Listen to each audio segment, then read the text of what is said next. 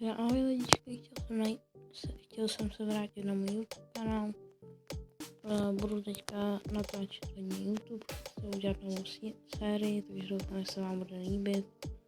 Udělal jsem si kvůli vám nový svět, takže budu to natáčet, teďka to bude krátký díl, protože jsem to chtěl jenom říct, že budu natáčet znova. Takže třeba.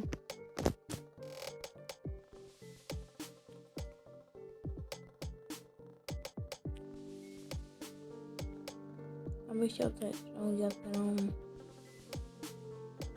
dřevěný nástroje, postel a tak. A skončil bych, protože já si udělal ten krátký videjko, nechci dělat dlouhý.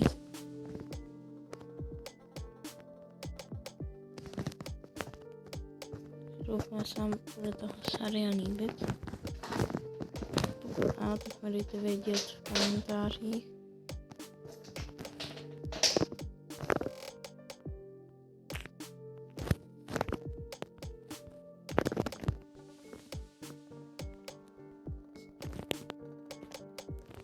Zabijeme ovce, abyste měli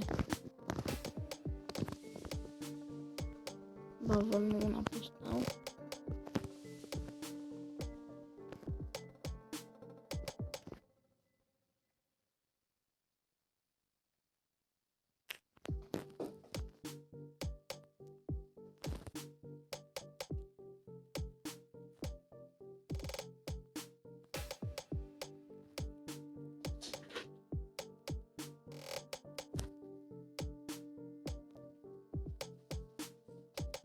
Musíme najít ještě 2 ovce, aby jsme měli postýlku.